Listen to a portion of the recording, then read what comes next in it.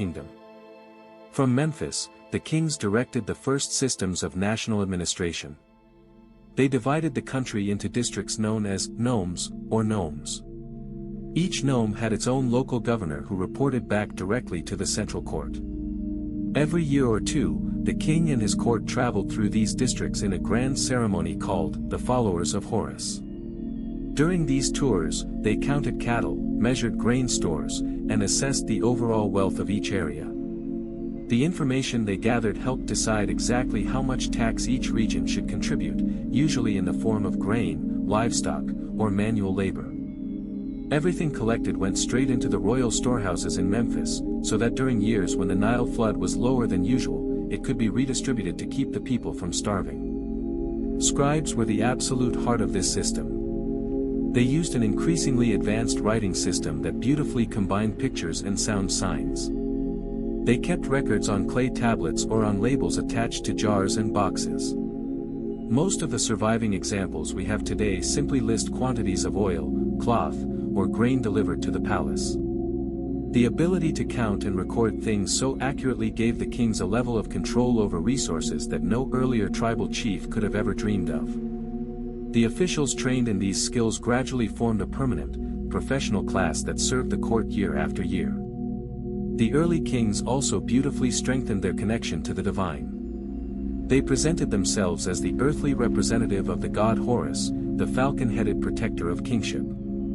This idea completely justified their authority across both Upper and Lower Egypt. Royal ceremonies in Memphis included offerings at small temples built of mud, brick, and wood. One highly important temple honored the creator god Ptah, who was closely linked to the city itself.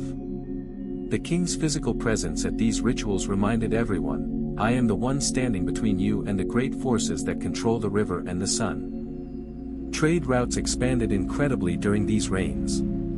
Safurler traveled deep into the south of Nubia to secure gold and hard stones for tools and ornaments.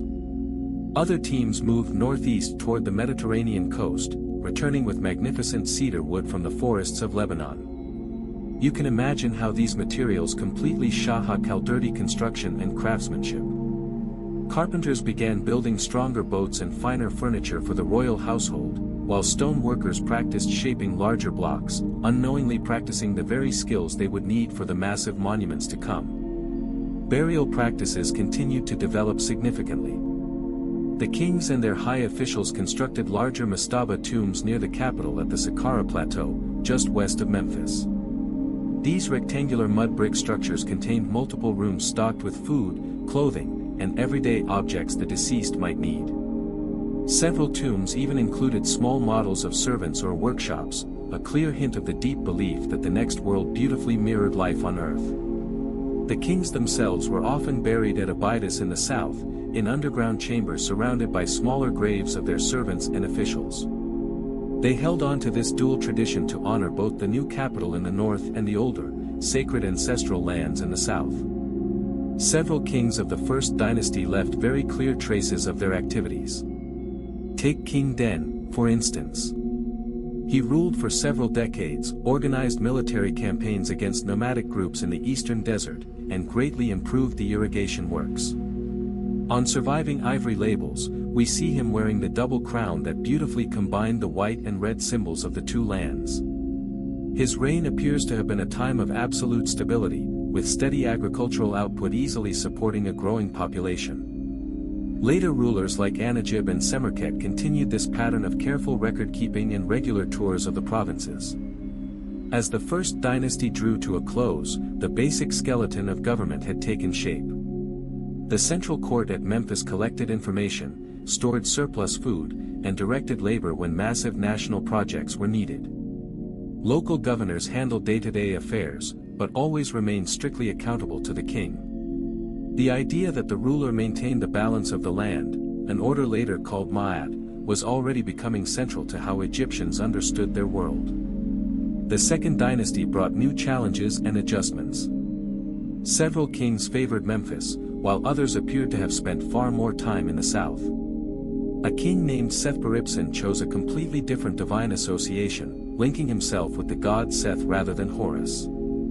This unique shift may reflect regional tensions or a deliberate attempt to balance powers within the court. His inscriptions include one of the earliest complete sentences in Egyptian writing, speaking of how the two lands were unified under his care. Later in the dynasty, Khafre worked incredibly hard to restore harmony after a period of regional unrest. The meaning of his name is literally, "the two powerful ones appear," which perfectly hints at his conscious effort to bring opposing forces back together. Khafre oversaw building projects that used far more stone in their construction than ever before. His tomb at Abydos featured a massive enclosure, showing increasing skill in organizing thousands of workers.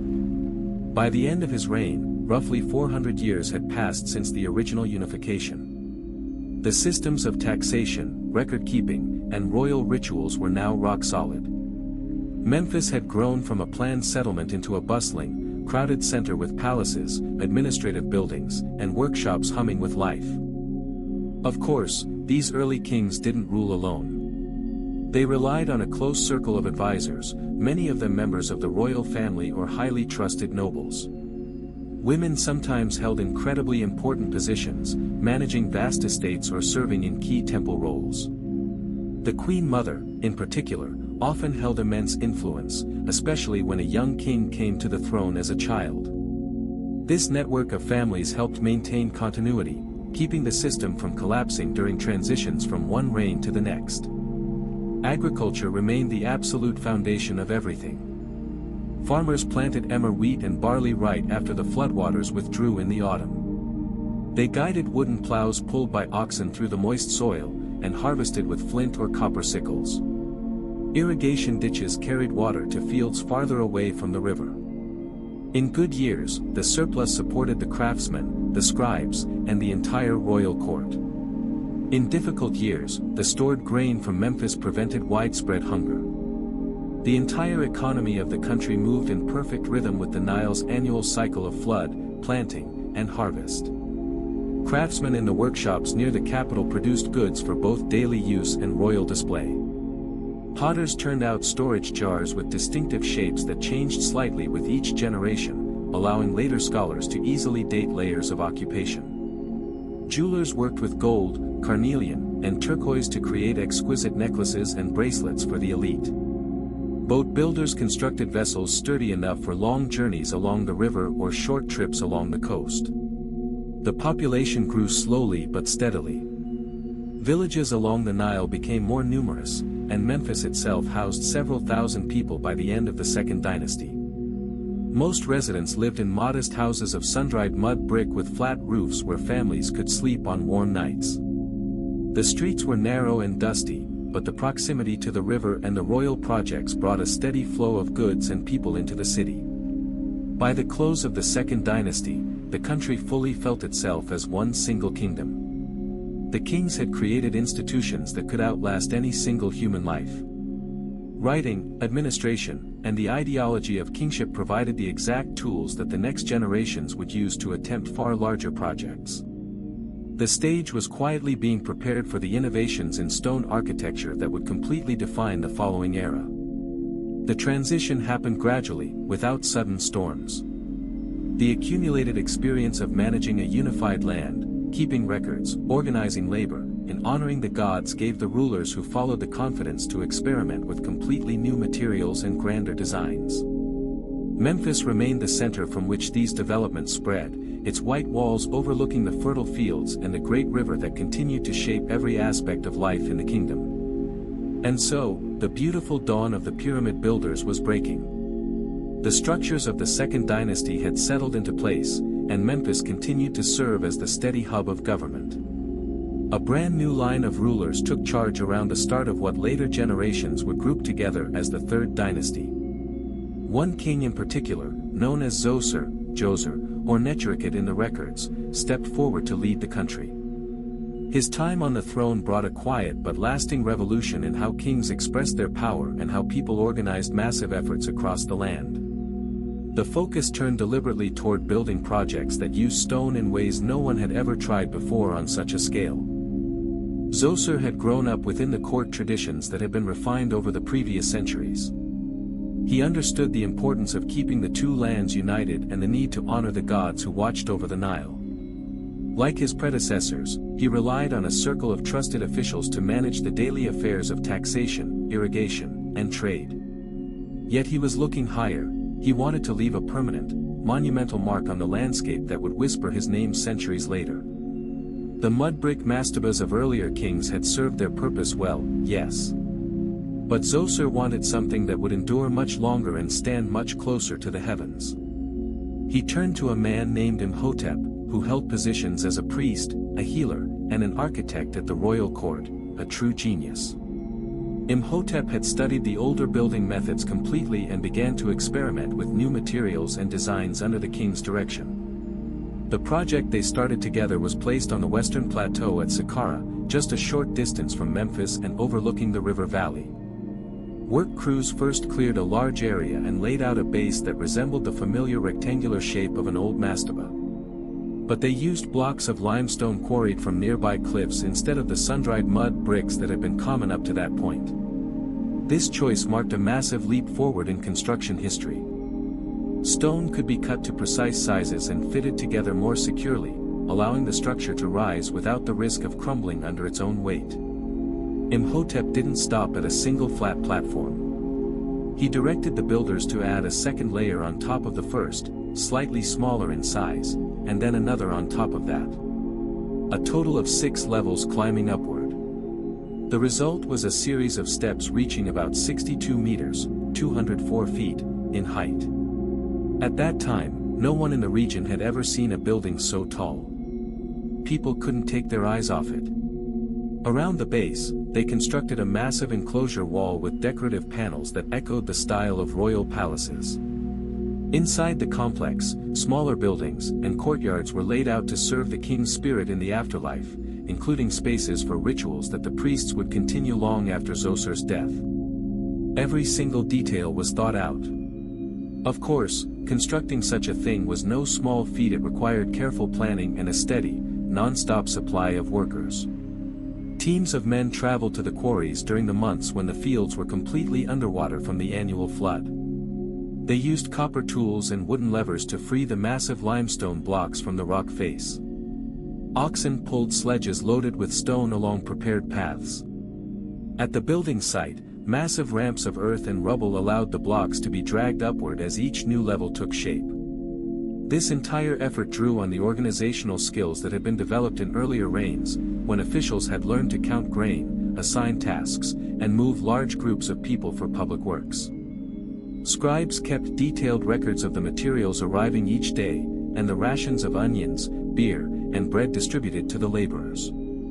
Zoser's decision to build in stone reflected the growing confidence of the kingdom. The country was producing enough surplus food to free thousands of men from farm work for part of the year. The Nile continued to provide reliable floods, and the systems of canals and storage helped smooth out any variations in the water levels. This stability allowed the court to invest massive resources into a project that would serve both practical and symbolic purposes. The step pyramid was not only a tomb but also a visible statement: "Look, I am the absolute ruler of this land, the shadow of the gods on earth, and I maintain order."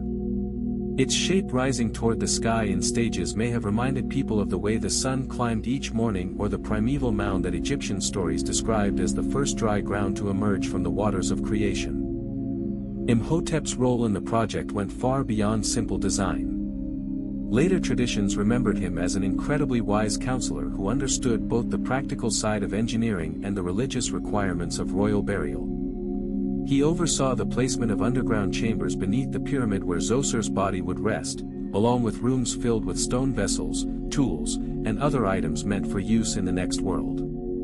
The walls of these chambers were decorated with blue-green tiles that imitated the appearance of reed matting, a nod to the older building styles. While using the new durable material, everything was arranged so that the king's spirit could move freely between the burial place and the offering chapels above ground.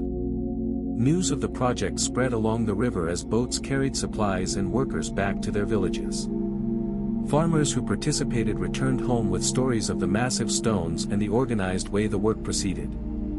Artisans in the workshops near Memphis honed their skills cutting and polishing the limestone, passing on techniques that would be used in even larger projects later.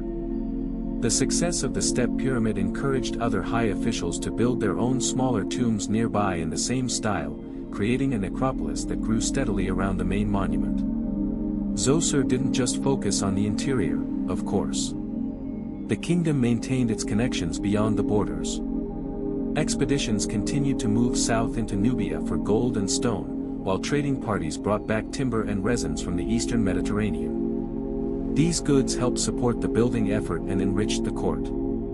The king himself appears in surviving reliefs, wearing the traditional crowns and performing ceremonies that linked him to the gods Horus and the sun. His name was inscribed on monuments up and down the Nile, reminding everyone of the unity he upheld. The step pyramid stood completed by the end of Zoser's time on the throne. It had taken roughly 20 years of steady labor, with the work progressing layer by layer as the king's reign advanced. When he died, the complex became the center for ongoing rituals performed by priests who lived in nearby buildings. Offerings of bread, beer, and meat were brought daily to sustain the king's spirit. The structure itself proved so solid that it survived the passing of centuries, its stone blocks fitted tightly enough to resist the desert winds and occasional rains. The innovation at Saqqara set a brand new standard for royal tombs. Later kings in the Third Dynasty followed the example, though none matched the size or ambition of Zoser's monument.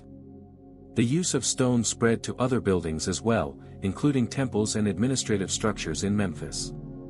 Craftsmen refined their methods for quarrying and transporting larger blocks, and architects began to think about even taller and more complex designs. The quiet confidence that had built up through the early dynastic period now found expression in these permanent landmarks on the plateau.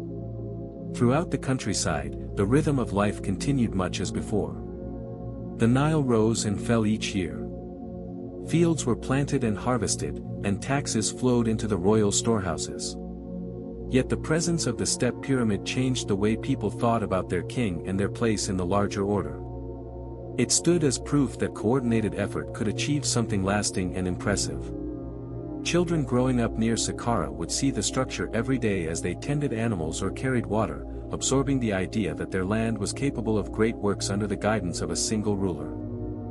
As the Third Dynasty drew toward its close, the lessons learned from Zoser's project passed to the next family of kings. The Fourth Dynasty would take the step pyramid idea and push it further, smoothing the sides and aiming for even greater height. But the foundation had been laid at Saqqara. Imhotep's design showed that stone could be used not just for durability, but for creating shapes that reached toward the heavens. The Old Kingdom with its focus on monumental architecture had truly begun. The step pyramid also highlighted the growing specialization within Egyptian society. While farmers still formed the majority of the population, a class of skilled stone workers, surveyors, and overseers had become essential. These men worked under the direction of officials who reported directly to the court. Their knowledge would be refined and expanded in the reigns to come. The success of the project reinforced the belief that the king's role was to maintain balance or ma'at by directing the energies of the people toward works that honored the gods and benefited the land. In the years immediately after Zoser, smaller step pyramids appeared at other sites, showing that the idea had taken hold. Yet none rivaled the original in scale or in the care taken with its surrounding complex. The enclosure at Saqqara included spaces for the king to perform symbolic rituals in the afterlife, such as running a course that demonstrated his continued vigor. These details reflected the deep concern for ensuring that the ruler's spirit remained active and protective of the kingdom long after his earthly life ended. The transition from the early dynastic period to this new phase had happened without sudden upheaval. The same river, the same scribes, and the same traditions of kingship continued. What changed was the ambition and the material. Stone replaced brick, and the skyline of the western desert gained a permanent silhouette that would inspire awe for generations. Zoser and Imhotep had opened the door to an era where the kings would compete to build ever more impressive monuments, each one a testament to the stability and prosperity that the unified land could achieve. The step pyramid at Saqqara therefore served as a bridge between the simpler tombs of the past and the grand structures that would follow.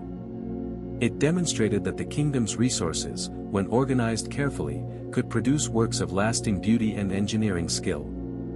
As the sun rose each morning over the Nile and cast its light on the stepped layers of limestone, the monument reminded everyone who saw it of the power that flowed from a single well-managed realm. The stage was now prepared for the next kings to take these innovations and create something even more remarkable on the plateau at Giza, the Great Pyramids of Giza.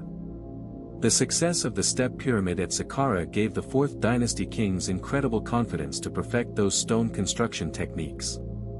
This new line opened with a king named Snefru, who was completely obsessed with smoothing out those stepped layers to create the first true, flat-faced pyramids.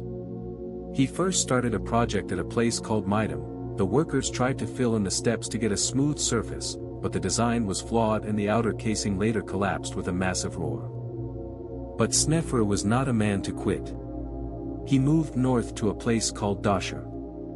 He began building a brand new pyramid at a very steep angle, but halfway through, massive cracks started showing up in the structure. They had to immediately adjust the angle, lowering the slope. That's how that strange-looking structure we know today as the bent pyramid came to be. But the king still wanted that flawless form. He made a third attempt in the exact same area. And finally, with its gentler slope and solid core of limestone blocks, he managed to finish the famous Red Pyramid. Snefru's stubborn experiments gave the architects incredible lessons about weight distribution, foundation stability, and the perfect angle needed to keep a building standing for thousands of years. It was into this sea of experience that Snefru's son, Khufu, Cheops, was born. He inherited a kingdom with Embarler packed to the brim with grain and a massive, ultra-skilled workforce capable of moving stones like blocks of cheese.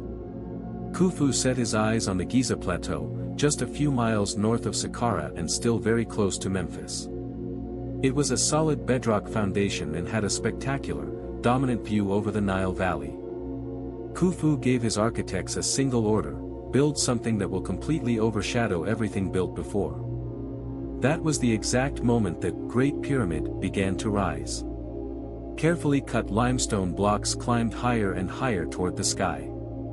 Each block averaged about 2.5 tons, and believe it or not, the finished structure contained roughly 2,300,000 of them. When completed, it stood 146 meters, 481 feet, tall, and each side at the base measured 230 meters.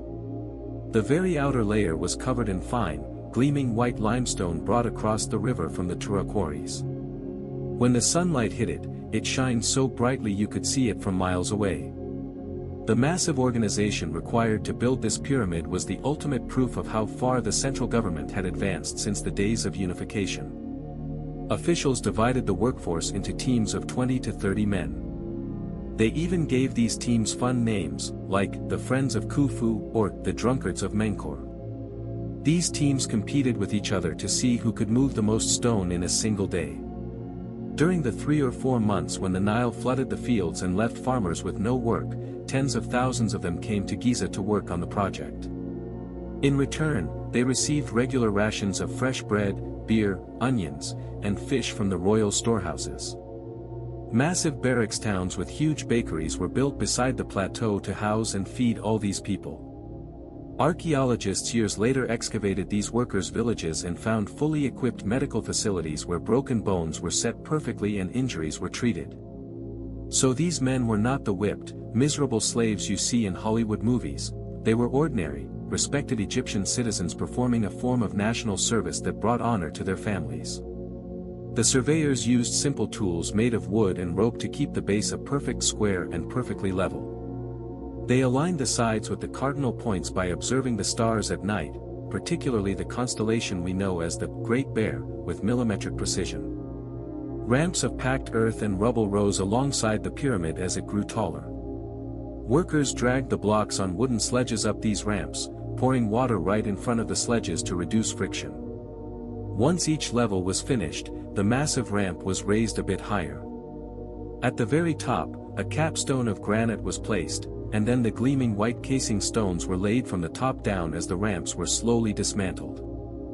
This entire project took about 23 years of non-stop work, you know. Interestingly, that time matches Khufu's length of reign almost exactly. Scribes stood there every single morning with their papyrus sheets, tallying exactly how many stones were delivered, how many tools were issued, and how many loaves of bread were distributed. These records were so organized that later kings copied the exact template for their own constructions. Khufu's pyramid wasn't just a single building, it was the heart of a massive complex.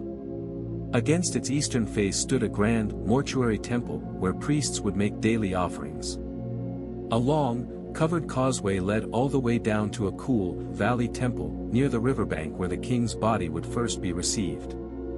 Smaller pyramids for his queens and rows of mastaba, tombs for high officials surrounded the main structure, creating an entire city for the dead.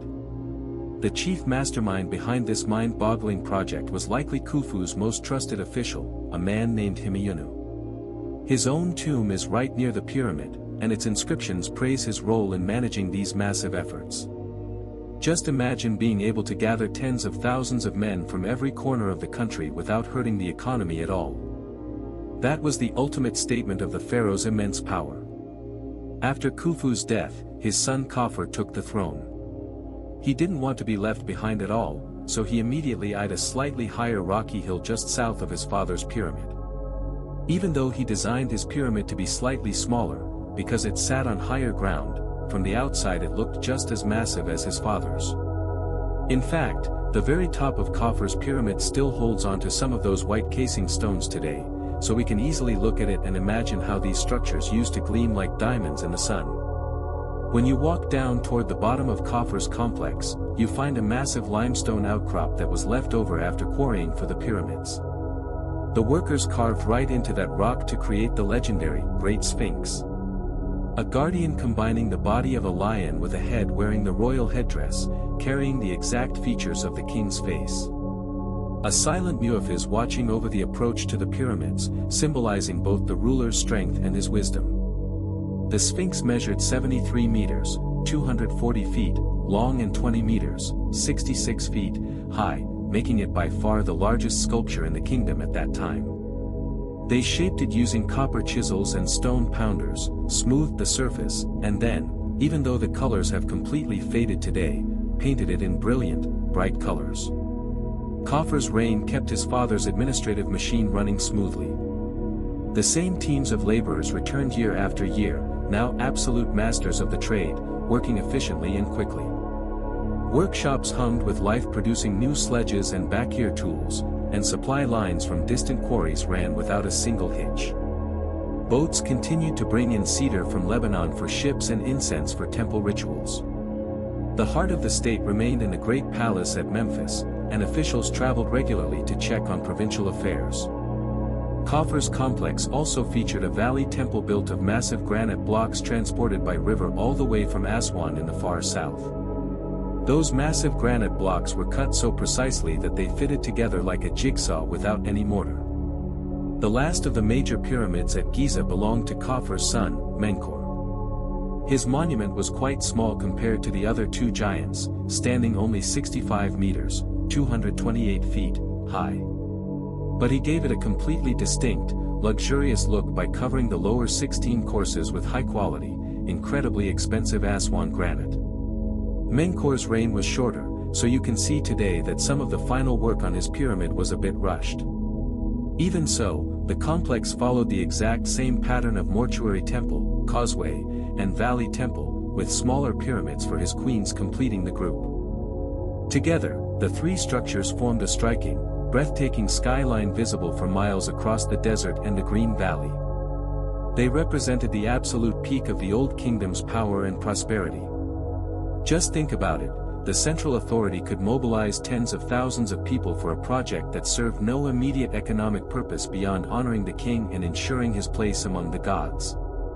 The organization behind these pyramids relied on an incredibly intelligent bureaucracy. Viziers, essentially the prime ministers of the day, coordinated departments handling everything from grain storage to labor recruitment and tool production. Local governors in each nome selected the workers and collected the necessary supplies, sending them north by boat during the flood season. At Giza itself, overseers assigned tasks strictly according to skill level. Stone cutters quarried blocks, masons dressed them to exact measurements, and haulers moved them into place. Just think about the cooks. Huge bakeries producing thousands of loaves of bread every single day. The system ran so efficiently that records from the 5th dynasty still mentioned using the exact same template for smaller projects, showing that the knowledge had been passed down perfectly. Life at the construction site followed a very steady routine. Workers rose before dawn, ate a simple breakfast, and labored until midday when the sun grew too hot. They rested in the cool shade of the massive ramps, then continued until late afternoon. Evenings brought storytelling and music around campfires in that huge barrack city. As I mentioned, many left short inscriptions on the hidden sides of the stones they moved, like, "This side up for Khufu," or the name of their team. Seeing the human side behind those cold stones is incredibly moving. Families sometimes accompanied the men, living in the nearby settlement. Children played among the half-finished ramps while their parents labored. The presence of bakeries, breweries, and even a hospital suggests a permanent, thriving community rather than a temporary camp. The Giza pyramids also beautifully reflected changing religious ideas. The kings of the 4th dynasty placed a much greater emphasis on the sun god Ra. The pyramid shape itself may have symbolized the rays of the sun slanting down to earth or the primeval mound of creation. Each king built a small temple dedicated to Ra near his pyramid, where priests performed rituals to ensure the ruler's spirit would join the sun on its daily journey across the sky.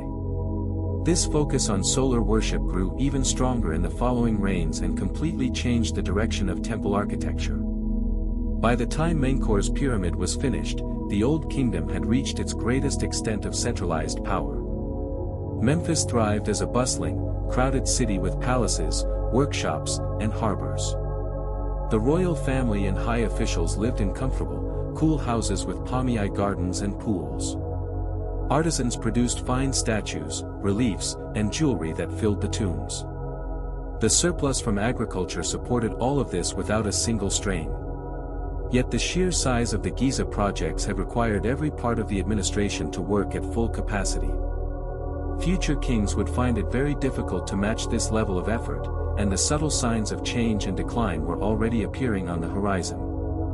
The 3 pyramids stood as silent, powerful witnesses to the height of royal authority. Their alignment with the stars and their mathematical proportions demonstrated an advanced knowledge of astronomy and engineering. Later visitors, even in ancient times, marveled at the precision of the joints between those casing stones, so tight that a knife blade could not fit between them. The monuments served their purpose for centuries, protecting the king's bodies and ensuring their eternal offerings. Although the outer casing was eventually stripped away for other buildings, the core structures endured, reminding every generation of the time when one land under one ruler could achieve what seemed impossible. The success at Giza spread its influence far beyond Egypt's borders. News of these great works reached traders from the Mediterranean and Nubia.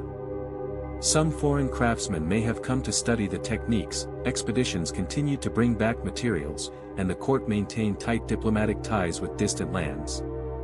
Inside the country, the projects fostered a beautiful sense of shared purpose.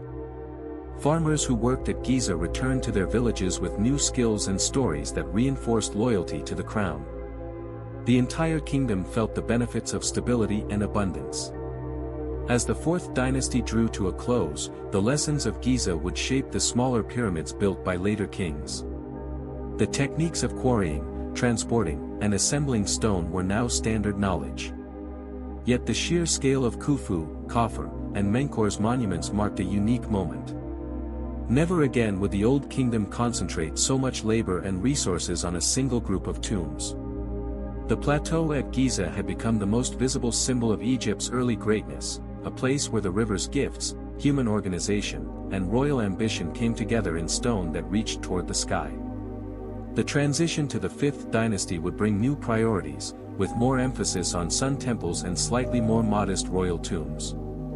But the memory of the Giza pyramids remained strong in the minds of scribes and officials. They stood as proof that when the two lands worked together under a strong king, they could create wonders that outlasted the people who built them. The zenith of the Old Kingdom had been achieved, and its light would continue to guide the country even as challenges began to appear in the years ahead. Let me tell you a bit about what daily life was like in the streets and villages of Egypt while those great pyramids stood on the horizon. The Old Kingdom had reached a point where the systems of irrigation, taxation, and labor allowed most families to live without that constant fear of, will we starve this year?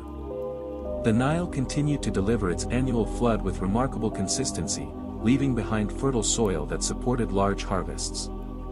This reliability shaped everything from work schedules to family routines, creating a society where roles were clearly defined, and everyone contributed to the greater order maintained by the king in Memphis. At the highest level stood the pharaoh and his immediate family who lived in the royal palace complex. The pharaoh rose early each day to perform rituals at a small temple attached to the palace, offering incense and reciting prayers to ensure the sun rose and the river flowed as it should. He met with advisors in shaded courtyards cooled by fountains and servants waving large fans made of ostrich feathers. His meals consisted of roasted duck or beef, fresh bread baked from finely ground emmer wheat, and fruits such as dates and figs brought from palace gardens. Clothing for the royal household used the softest white linen woven from flax grown on royal estates. The pharaoh often wore a pleated kilt with a broad collar of gold and semi-precious stones, while queens and princesses appeared in long fitted dresses that fell straight to the ankles, sometimes layered with sheer shawls. Servants attended to every need, from bathing with scented oils to preparing the royal barge for trips along the river. Children of the royal family received lessons in reading, writing, and statecraft from the most learned scribes, preparing them for future responsibilities. Directly supporting the pharaoh were the high officials and scribes who ran the government from offices in Memphis and traveled regularly to the provinces. These men lived in larger mud brick homes with several rooms, small gardens, and storage areas for grain and household goods. Their daily work involved reviewing reports on crop yields, approving expeditions for stone or timber, and settling disputes between nomes. Scribes sat cross-legged on the floor with papyrus rolls spread before them, using reed brushes dipped in ink made from soot and gum. They wore practical linen kilts that ended above the knee, often with a simple belt and sandals of woven papyrus for walking the dusty streets. Their food was nourishing and varied within the limits of what the land provided: thick loaves of bread, barley beer brewed in large jars, bowls of stewed vegetables including leeks, cucumbers, and lentils, and grilled fish caught fresh from the Nile. Families in this class valued education highly, teaching sons the art of writing so they could follow in their father's footsteps. Evenings often brought visits from colleagues where conversations turned to matters of administration while children played nearby with wooden toys or small balls. Craftsmen and artisans formed an important middle layer clustered in workshops near the palace or temple complexes. Stone carvers, potters, jewelers, and carpenters produced the tools, vessels, and ornaments used throughout the kingdom. They worked in groups under the supervision of overseers, shaping limestone blocks with copper chisels or turning clay on simple wheels to create storage jars. These workers lived in compact villages of mud brick houses clustered around the workshops. Each home consisted of 2 or 3 rooms, opening onto a shared courtyard where families cooked and socialized. Men typically dressed in short linen loincloths or kilts for ease of movement during labor, while women wore straight linen tunics that reached the calves, sometimes adding a short cape for cooler evenings. Their meals centered on the staples of bread and beer, supplemented by onions and garlic eaten raw or cooked, fresh fish or occasionally wild fowl, and whatever fruits or honey could be obtained at local markets. Habits among artisans included passing skills directly to sons through long apprenticeships, with breaks taken at midday to rest in the shade and share simple meals. Many took quiet pride in their output, occasionally inscribing a personal mark on a finished piece before it left the workshop. The great majority of the population consisted of farmers and general laborers who lived in small villages strung along the river banks. Their homes were modest 1 or 2 room structures of sun-dried mud brick with flat roofs that served as extra living space in the evening. During the flood months, when fields lay underwater, many men left for temporary work on royal building projects or canal maintenance, returning with extra grain rations that supplemented their own stores. Back in the villages, the routine centered on the agricultural calendar. After the waters receded, men guided wooden plows pulled by oxen through the moist soil, while women and children scattered seed by hand. Harvest time brought the whole community together, cutting stalks with flint or copper sickles, threshing grain by driving animals over it, and winnowing the chaff in the breeze. Clothing here was the simplest and most practical. Men wore short kilts or wrapped loin-cloths of coarser linen, and women dressed in basic sleeveless tunics or long dresses of the same fabric, often dyed in soft earth tones from plant extracts. Food remained straightforward and plentiful in good years: round loaves of emmer bread baked in clay ovens, home-brewed barley beer, large quantities of onions and garlic, cucumbers, radishes, and whatever fish could be netted from irrigation ditches or the river itself. Meat from cattle or goats appeared only during festivals or after a successful hunt. Families rose with the sun, worked until the heat peaked, then rested and resumed in the late afternoon. Children helped with lighter tasks such as herding goats or carrying water jars, learning the rhythms of the land from their parents. Social habits across all classes emphasized family bonds and community cooperation. Marriages were usually arranged between families of similar standing, with the couple setting up household in the groom's village or near his workplace. Women managed the home, prepared food, wove linen on small looms, and raised children, sometimes assisting in temples or markets if their skills allowed. Men gathered in the evenings to discuss the day's events or plan the next planting, while music from simple flutes or drums accompanied storytelling about past kings or the gods who watched over the river. Religious observance was woven into daily life rather than set apart. Small household shrines held offerings of bread and beer, and people wore amulets of fance or stone for protection. Festivals marking the flood or the harvest brought villages together for shared meals and processions, reinforcing the sense of belonging to a larger kingdom under the pharaoh's care. This layered society functioned smoothly because each group understood its place and the benefits it received. Farmers knew their labor fed the court and funded the temples, while officials recognized that fair tax collection kept the village's content. Artisans supplied the tools that made farming and building possible, and the pharaoh's rituals were believed to guarantee the Nile's generosity. Housing everywhere used the abundant Nile mud baked into bricks under the sun, providing cool interiors even in the hottest months. Furniture was minimal: low stools, reed mats for sleeping, and wooden chests for clothing and valuables. Bathing occurred in the river or with water carried from it, and personal cleanliness was highly valued, with oils and perfumes made from local plants used by all who could afford them. As the Old Kingdom continued through the 5th and 6th dynasties, these patterns of daily life held steady even as royal projects became somewhat smaller and more temples to the sun god appeared. Scribes still recorded every bushel of grain and every head of cattle. Artisans refined their techniques, producing finer jewelry and more delicate pottery for elite tombs. Farmers experimented with better ways to channel water into distant fields, increasing the amount of land under cultivation. The population grew slowly, supported by the reliable food supply, and villages expanded along the river without straining resources. Children born in this era grew up hearing stories of the Great Pyramids built by their grandparents' generation, absorbing the idea that coordinated effort under a strong ruler brought lasting good to the land. The habits of the time also included a quiet respect for tradition.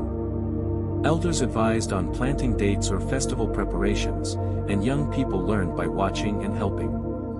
Trade within the kingdom moved goods from delta fisheries to valley granaries with boats carrying jars of beer or bundles of linen up and down the Nile. Foreign contacts remained limited to expeditions for raw materials, so daily life stayed rooted in local resources and customs. The social classes rarely mixed beyond the necessities of work. Yet everyone shared the same dependence on the river and the same hope for a good flood each year. In the later years of the Old Kingdom, this prosperous way of living began to feel the first subtle pressures as longer reigns and larger families at court demanded more from the storehouses. Yet for most Egyptians, the daily round of planting, crafting, recording, and ruling continued without interruption. The linen they wore, the bread they ate, and the routines they followed had become the quiet foundation of a civilization that had already lasted for centuries. The era's stability allowed people to focus on their immediate tasks and trust that the systems in place would see them through another season. This grounded existence, far from the grand monuments, was what sustained the kingdom through its golden age and prepared it for the changes that lay ahead. The later kings of the 6th dynasty continued the patterns established by their predecessors. One ruler stood out for the sheer length of his time on the throne. Pepi II came to power as a young boy, probably around 6 years old, and his reign stretched across more than 9 decades. He inherited a kingdom that still functioned under the same administrative framework that had served the earlier pyramid builders, with officials in Memphis collecting reports from the provinces and directing resources where they were needed most. In his early years, Pepi II followed tradition closely, sending expeditions south into Nubia to secure gold and other materials, and maintaining the flow of cedar wood from the Mediterranean coast for temple repairs and boat construction. Records from his reign show that the court continued to perform the regular ceremonies honoring the gods in the Nile, and the king issued decrees that confirmed the rights of local temples to their lands and offerings.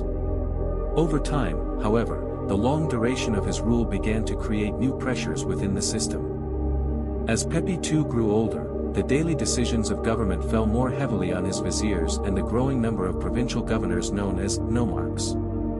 These governors had always managed local affairs, but now they started to build larger, flashy tombs in their own districts rather than near the royal cemeteries at Saqqara or Abydos.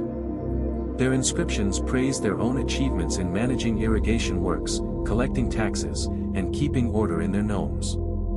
Some nomarchs even began to pass their positions to their sons as a matter of course, creating small hereditary lines of power that operated with less direct oversight from Memphis. The capital remained important, yet the balance of influence slowly shifted outward. The economic foundation of the kingdom also faced challenges that the central administration struggled to address. The Nile floods, which had been so reliable for centuries, became less predictable in some years. Lower water levels meant smaller areas of land could be planted, and grain stores in the royal granaries ran lower than usual. Scribes in the provinces recorded periods of scarcity, and officials had to adjust tax collections to avoid leaving villages without enough seed for the next season. Pepi II responded by ordering more careful surveys of the fields and by encouraging local governors to repair canals on their own initiative. These measures helped in the short term, but they also gave the nomarchs even greater practical authority over resources that had once been tightly controlled from the center. By the final decades of Pepi II's life, the royal court itself showed signs of reduced activity.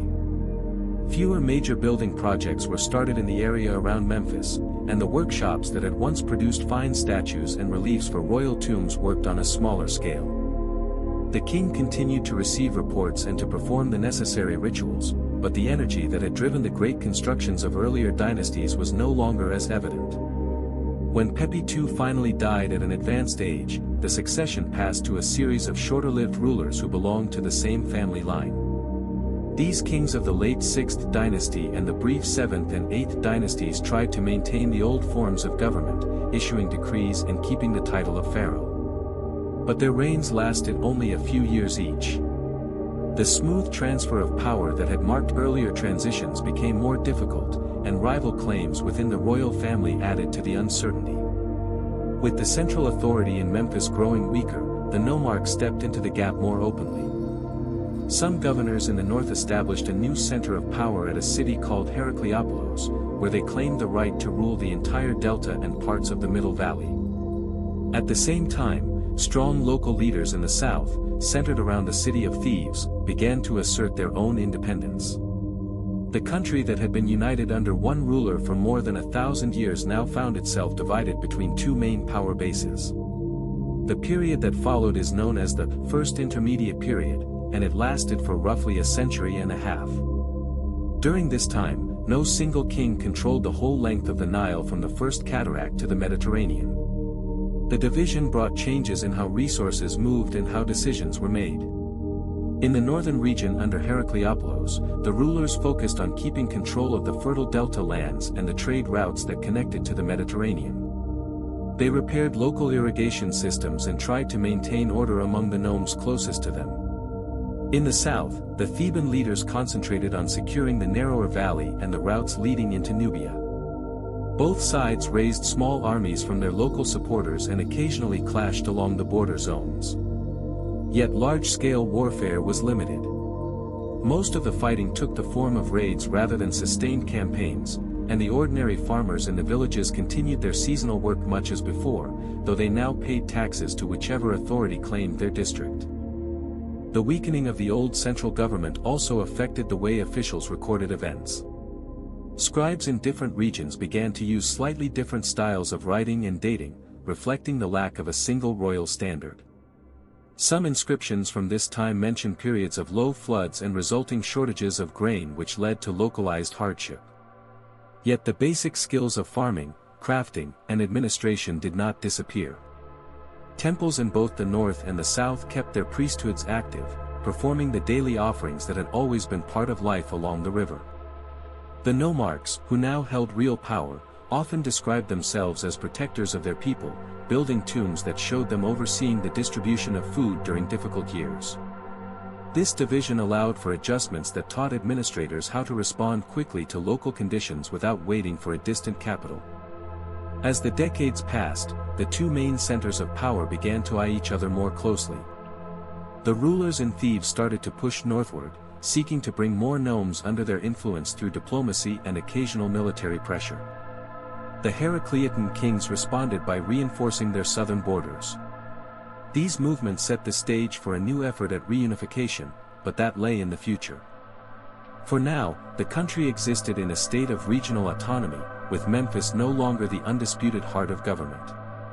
The long reign of Pepi II had marked the end of an era in which one court could direct every aspect of life along the Nile. The systems he left behind had been stretched by time and circumstance, allowing new centers of authority to emerge. The transition from the Old Kingdom to this intermediate phase happened gradually, without a single dramatic break.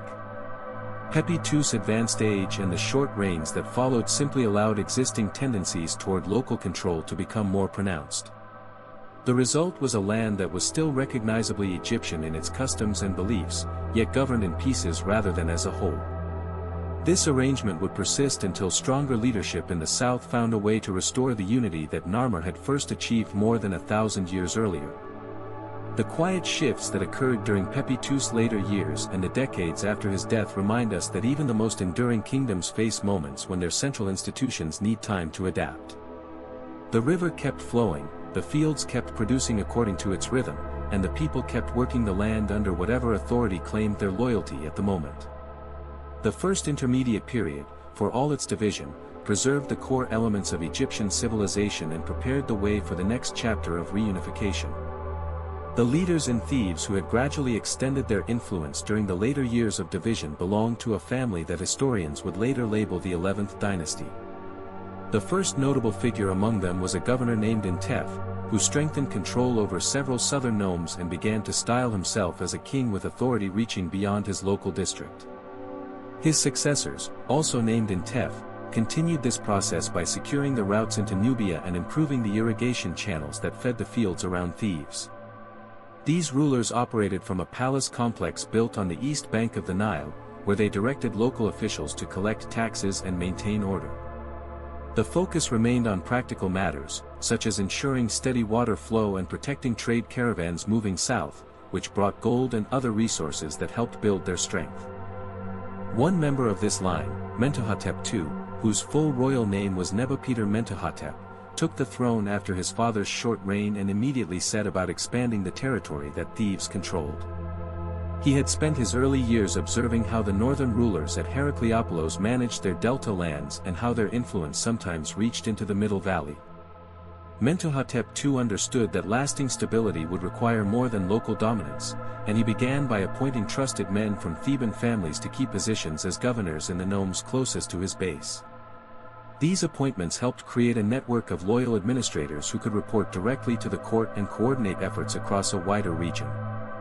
He also encouraged the repair of neglected canals and the planting of additional fields to increase the grain surplus available for supporting larger groups of workers and soldiers. After several years of careful preparation, Mentuhotep II turned his attention northward in a series of measured campaigns. His forces moved along the river in boats and overland paths, securing one nome after another through a combination of negotiation and, when necessary, direct confrontation with local supporters of the Heraclean kings. The fighting was never on the scale of later empire-building wars, but it involved disciplined groups of spearmen and archers who relied on the logistical support of supply boats carrying grain and weapons. By the 14th year of his reign, the southern and middle parts of the valley were firmly under Theban control. Mentuhotep II then pressed on toward the delta where the Heraclean rulers had their main center. The decisive engagements took place near the border zones between the two regions, where Theban troops outmaneuvered the northern defenders and gained control of key crossing points on the Nile. With the fall of Heracleopolis itself, the last organized resistance in the north collapsed, and Mentuhotep II could claim rule over the entire length of the two lands for the first time in more than a century. Once the reunification was achieved, Mentuhotep II worked to restore the administrative systems that had existed in earlier centuries. He re-established Memphis as an important secondary center for government business, sending officials there to oversee the collection of taxes from the Delta nomes and to coordinate the distribution of resources across the country. Scribes once again used a standardized system of dating based on the king's regnal years, and reports from every district flowed back to the court in Thebes, where decisions on major projects and appointments were made. The king confirmed the rights of temples throughout the land to their traditional lands and offerings, which helped rebuild confidence among the priests and local communities. He also appointed a new vizier from a Theban family to serve as the chief administrator, ensuring that the central authority could respond quickly to any local shortages or disputes. Mentuhotep II's approach to governance emphasized balance between the needs of the provinces and the requirements of the unified state. Governors who had shown loyalty during the campaigns were allowed to keep their positions, but they now reported through a clearer chain of command that linked them to the royal court. This arrangement reduced the independence that nomarchs had enjoyed during the period of division while still drawing on their experience in managing local irrigation and tax collection. The king traveled periodically through the nomes to inspect the work himself, meeting with officials and observing the condition of the fields. These tours helped reinforce the idea that the ruler stood at the center of the land's well-being, just as the earlier kings had done. With Thebes serving as the primary seat of power, the return of unity also opened opportunities for larger building projects that had not been feasible during the divided years. Mentuhotep II directed the construction of a new mortuary temple on the west bank of the Nile at Deir el-Bahari, a site chosen for its natural bay in the cliffs overlooking the river valley. Workers quarried limestone from nearby sources and shaped it into a series of terraces that rose in steps toward the cliff face. The design included colonnaded courts and ramps that allowed processions to move upward, with spaces set aside for daily offerings to sustain the king's spirit. The temple complex also housed shrines dedicated to the gods Ammonius and Montu, who had become particularly important in Thebes. This project employed craftsmen and laborers from across the reunified kingdom, drawing on the organizational skills that had been preserved in the provinces and giving people a shared sense of participation in a national effort once more. With the country at peace internally, Mentuhotep II turned some attention to the borders.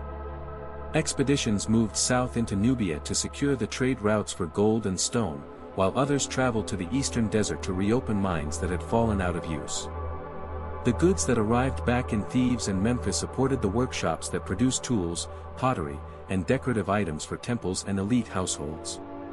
Trade contacts with the Mediterranean coast resumed on a steadier basis, bringing cedar wood that was used for boat construction and temple doors. These exchanges helped restore the flow of materials that had slowed during the years of division, and the surplus grain stored in royal facilities allowed the court to support a growing number of specialists in administration and craftsmanship. The reunification also influenced the way people in the villages experienced daily life.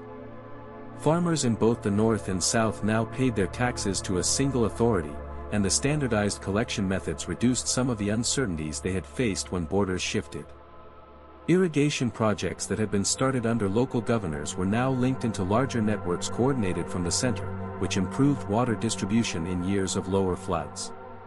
Communities along the river began to see more boats carrying officials and supplies, and the presence of these travelers reminded them that the land operated as one kingdom again. The king's name appeared on stelae set up in provincial temples, marking the return of royal oversight that had been absent for generations. Mentuhotep II ruled for more than 50 years after achieving unity, giving the new order, the Middle Kingdom, plenty of time to take firm root. In his later reign, he focused on maintaining the systems he had established, appointing successors to key offices from families that had proven reliable during the campaigns. He also encouraged the development of literature and record-keeping, with scribes producing accounts of the reunification that were copied and preserved in temple libraries. The court at Thebes grew more formal, with rituals performed according to traditions that combined elements from both northern and southern practices. By the time Mentuhotep II's reign drew to a close, the Middle Kingdom had begun in earnest. His successors in the 11th dynasty continued the work of consolidation, though none matched the length of his rule or the scale of his building at Deir el-Bahari. The transition to the 12th dynasty occurred smoothly when a new family took the throne, building directly on the foundations he had laid. During the Middle Kingdom, following the 11th dynasty of Mentuhotep, the 12th dynasty arrived. The founder of this dynasty was actually a very clever man who had served as a vizier, named Amenemhat. He came from a Theban background, but he could see that running a country from the far south was incredibly difficult. That's why he packed up and established a brand new capital called Ichtoi, meaning Caesar of the Two Lands, located near the entrance to the Fayum oasis, not far from the old center at Memphis. From there, they could much faster manage both the southern valleys and the northern delta with great efficiency. Amenemhat I found a brilliant system to end succession disputes forever, co-regency. Without waiting for his own death, he named his son, Senusret I, as his co-ruler while he was still alive. While the father handled the big policy decisions in the palace, young Senusret led expeditions at the head of the army, toured the provinces, and learned the trade right in its kitchen. Thanks to this wonderful system, not a single one of those toxic throne battles occurred throughout the 12th dynasty. During this period, instead of massive pyramids, they spent money on much smarter, much more practical things. There was a massive natural depression called the Fayum Oasis. They opened huge water canals and built dams there, directing the floodwaters of the Nile into it in a fully controlled manner. They drained those swamps and created thousands of acres of brand new, incredibly fertile agricultural land. They stored the massive grain surplus they produced and sent it to regions facing shortages. In other words, instead of making people chase massive stones, they had conquered the earth itself. Then came the era of the Senusrets. Senusret III, in particular, was one of the most powerful and indomitable kings of the Middle Kingdom. He turned his eyes south, toward Nubia. He didn't just settle for taking gold and returning, he went down as far as the second cataract of the Nile and built massive mud brick kalalair forts, with watchtowers there. From then on, they didn't let a bird fly across the Nubian border. Domestically, he completely traced the power of those provincial governors, nomarchs. He divided the country into 3 main administrative districts and appointed his own men over them. He told the governors, "You only deal with irrigation and taxes, forget about gathering private armies and automatically passing your position to your son." He tied everything to the center, to the vizier in Ichtoi. To speed up transportation, he even had the dangerous rocky outcrops at the first cataract broken up to open a massive canal. These kings focused on running Egypt like a tiger operating machine rather than just fighting. Trade flourished, and turquoise from Sinai and incense from the Red Sea flowed in like a river. The fineness of the jewelry and statues made by the artisans of that era would amaze you if you saw them in museums today. The 12th dynasty was a rock-solid period where the country grew strong from within, and the people felt the abundance coming from their Tarlower. But oh, the wheel of time. After the long and peaceful sultanate of Amenemhat III, when the 13th dynasty arrived, that strong chain of kings broke. Those who took the throne could only stay for 2 or 3 years, dying or leaving before they could even finish a proper project. The system kept running on its own momentum for a while, but without a strong hand at the top, the borders slowly grew loose once again. It was precisely in this gap that small groups from the northeast, that area around modern-day Palestine and Syria, began to slowly drift into Egypt. These people, whom the Egyptians would later call the Hyksos, rulers of foreign lands, were not violent, destructive invaders at first. They came peacefully as traders, shepherds, or skilled craftsmen with their families and settled quietly in the eastern delta along the border zones. They wore Egyptian clothes, learned their language, but kept their own culture intact too. They were so clever and politically sharp that they formed alliances by marrying into powerful Egyptian families in the Delta. And by the middle of the 17th century BC, a Hyksos family had completely taken over the city of Avaris in the Delta, making it their own capital. Slowly, they seized control of the entire north and those highly profitable trade routes. This was an absolute nightmare for Egypt. Foreigners were sitting on their sacred throne. They declared themselves pharaohs, used hieroglyphs, and built temples for Egyptian gods, but at the end of the day, they were outsiders. Yet, these Hyksos gifted two incredible things to Egypt: the horse and that amazingly fast, two-wheeled war chariot. They also brought much harder and deadlier bronze weapons and armor, replacing that old, soft copper. They even added brand new technologies to pottery making and vertical weaving looms. While the Hyksos ruled the north, those native Egyptian kings, the 17th dynasty, squeezed down into thieves in the south, were gritting their teeth and paying tribute to these foreigners. They were allowed to manage their own region, yes, but they lived with a constant sense of humiliation. For years, they protected the gold mines in the south and secretly gathered strength in their temples. They learned the Hyksos' new war chariots and bronze weapon-making techniques inside out, secretly filling up weapon storehouses. And that expected breaking point finally arrived. The Theban king Sekenenretau and his successor Kamo said, "Enough is enough," and began launching small, probing attacks against the Hyksos, hitting their fortresses. The Hyksos king Apipi in Avaris panicked and sent secret letters to the Nubians in the south. "Come attack these Thebans from behind, let's divide the land between us," he wrote. Things had completely spun out of control. After years of this tension and small clashes, a young, fiery king named Ahmose stepped onto the stage. Taking the Theban throne after Kamose's death, Ahmose finally turned that burning desire for revenge into a massive war of liberation. He equipped his army with those new bronze weapons and war chariots. He launched a deadly march northward with ships on the river and soldiers on land. He ejected every Hyksos fort in his way. And finally, he surrounded the foreigners' capital, Avaris. After months of that suffocating siege, the Hyksos king Khumuti surrendered. They agreed to leave Egypt and fled toward the northeast. Ahmose didn't let them go easily. He chased them all the way to the fortress of Sharuhan in Palestine, Darmatagen them there as well, and completely wiped that threat from Egyptian soil forever. Then he quickly turned south to crush the rebels in Nubia, and after more than a century, he reunited Egypt, but this time far more powerfully, under a single banner. This monumental victory of Ahmose started the most magnificent era of ancient Egyptian history, the New Kingdom and the 18th dynasty. Ahmose repaired the ruined canals and the burned temples. He turned the army from a Durm Katma bunch of troops into a fully professional, permanent military force equipped with war chariots. He made Thebes the glittering, Shaisali religious capital of the empire.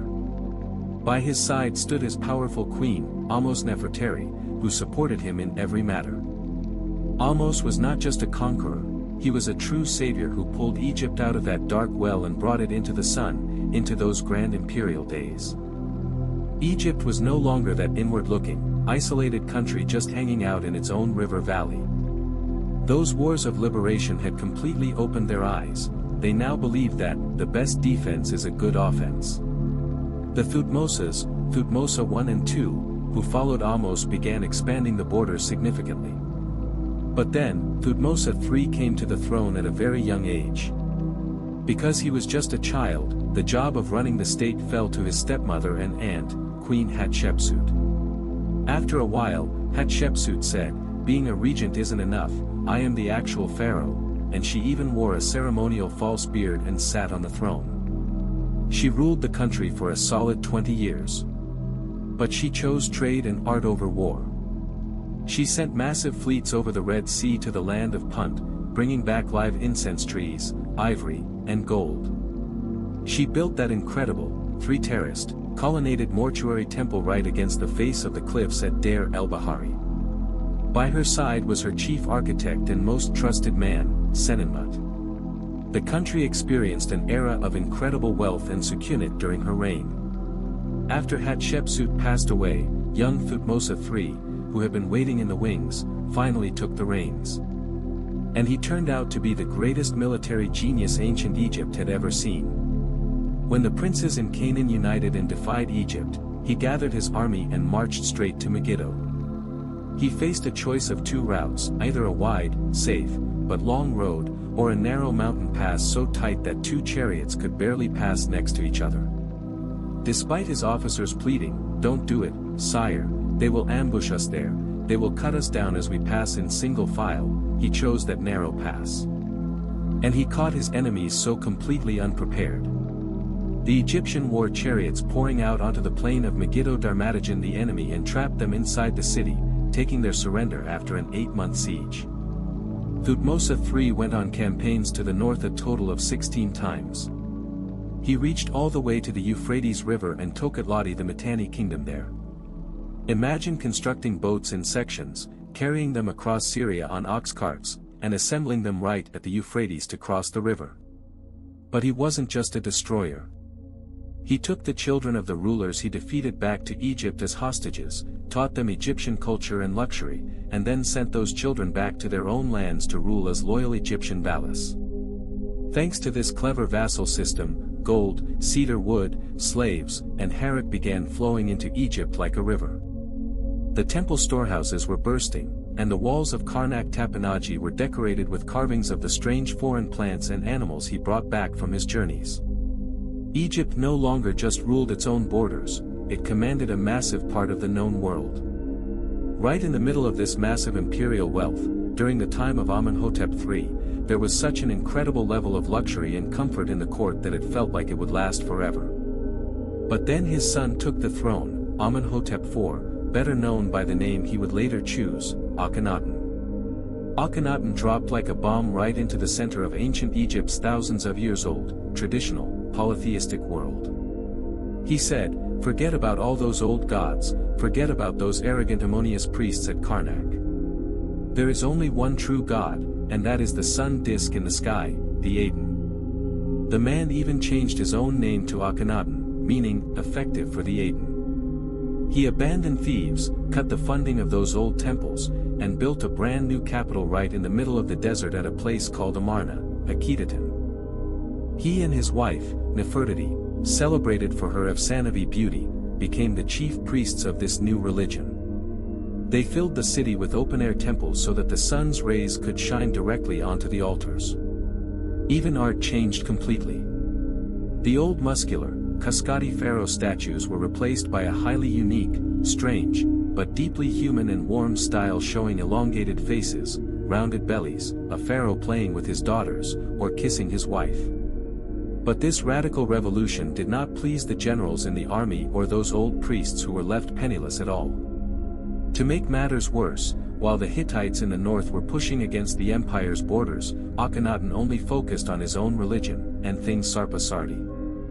When Akhenaten died, this dream of a monotheistic sun religion collapsed and was buried in the desert sand right along with him. His young son took the throne, the famous Tutankhamun, the golden boy whose tomb was found completely untouched, and he turned everything right back to the way it was. He moved the capital back to Thebes, gave the Ammonius priests their power back, and that sun city in the desert was gradually left to be forgotten under the sand. After Tutankhamun, the job of repairing that massive empire fell to old generals like Horemheb. Once they restored order, the most famous, most Shasali dynasty of Egyptian history began, the 19th dynasty. Ramesses I and his son Seti I brought the borders right back to their former strength. Seti built that magnificent temple at Abydos. And then, the undisputed brightest star of Egypt took the throne, Ramesses II, Ramesses the Great.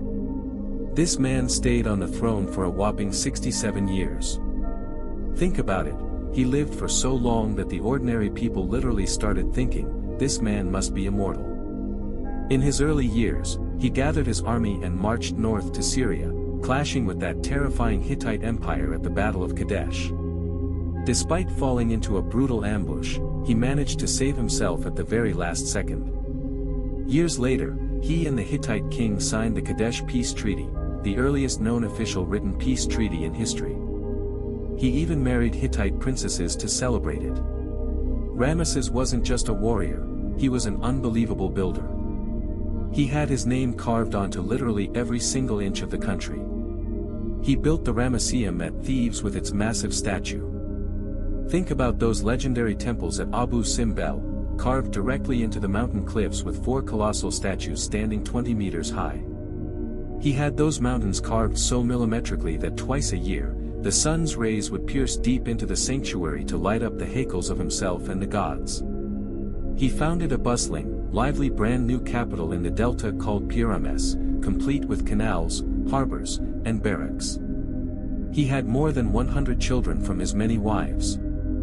He was so incredibly in love with his queen, Nefertari, that he built a gorgeous temple right next to his for her at Abu Simbel.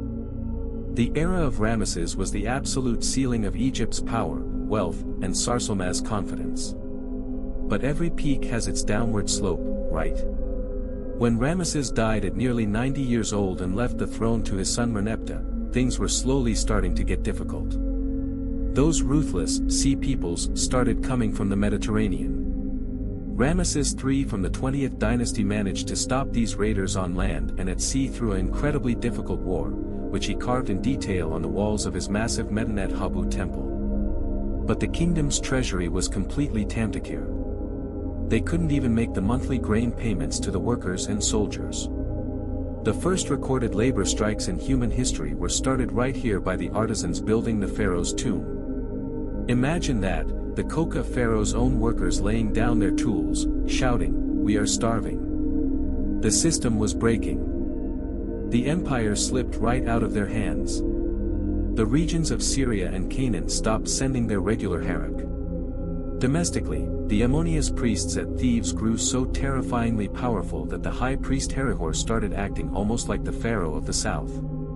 In the north, a man named Smens took control in the city of Tanis. After those legendary New Kingdom days, the country was once again split clean into northern and southern power centers. This dark era, known as the Third Intermediate Period, lasted for a solid 4 centuries. Libyans came and settled in the delta, setting up their own pharaoh lines, like Shoshenkai. Then, from the deep south of Nubia, which had once been a mere colony of Egypt, the Kushite kings, Pi, Shabaka, marched up and ruled Egypt. These black pharaohs of the 25th dynasty showed great respect for the old traditions, but then the wild, brutal Assyrian Empire, Esarhaddon, Ashurbanipal, tore through the country from the east, completely sacking and plundering the sacred city of Thebes.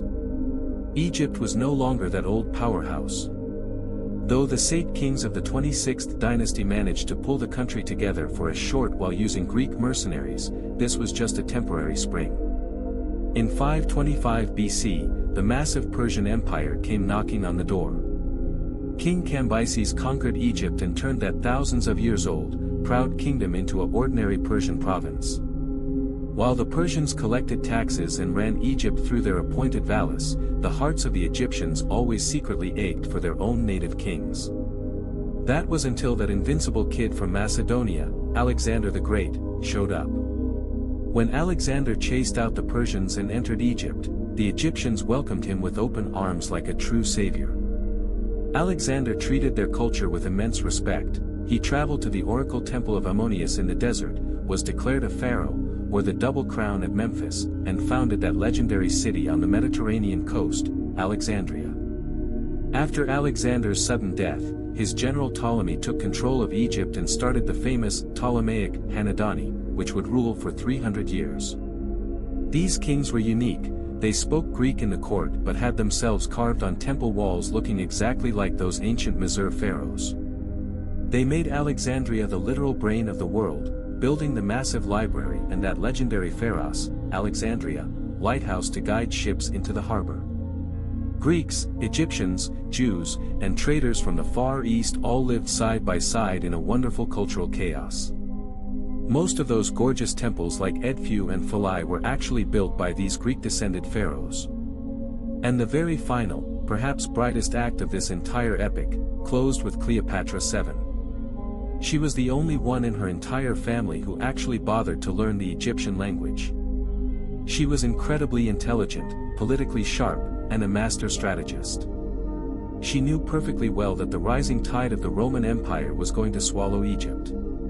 To protect her kingdom, she first formed a powerful alliance with Julius Caesar, even having a son named Caesar Ion with him. After Caesar was assassinated, she aligned with the powerhouse of the Roman East, Mark Antony, starting that legendary, passionate, and dangerous love story. Antony and Cleopatra combined all the immense wealth of the East to stand up against Rome. But Octavian's cold, disciplined Roman fleet Darmatagen their forces at the naval battle of Actium. It was all over. When Octavian arrived at the gates of Alexandria the following year, Antony took his own life. Cleopatra, refusing to be paraded through the streets of Rome in chains like a common war prize, chose to end her legendary life with her own hands, using the venom of an asp. With her very last breath, the thousands of years old story of independent ancient Egypt closed its gates forever. Egypt became nothing more than a private province of Rome, used mostly to harvest wheat to feed its people.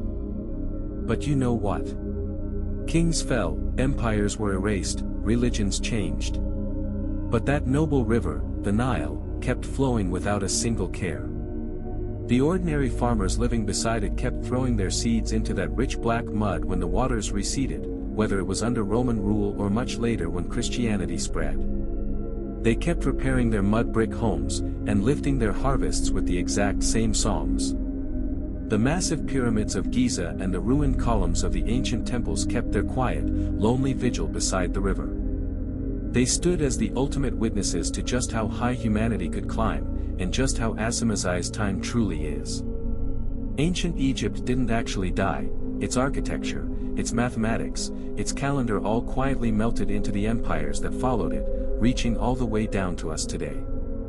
And that is where the story of the world's most legendary, longest-lasting civilization softly comes to an end. Just like the heavy, steady, and determined flow of the river toward the sea. Even the greatest civilizations rise, shine brightly, and eventually drift off to sleep within the massive, beautiful rhythm of nature and time. Now, take a slow, deeply relaxing breath. Enjoy the soft, secure weight of your blanket holding you. Notice how the sweet, gentle hum of your fan fills the room, and how the quiet darkness keeps you completely safe. The lights are low, the loud world outside is so very far away. Tonight, you and I traveled far across the ages, drifting through vast deserts and ancient rivers. It is time to completely close your eyes and let go. Sleep well, and let the gentle, quiet current of the past carry you right into the most peaceful dreams.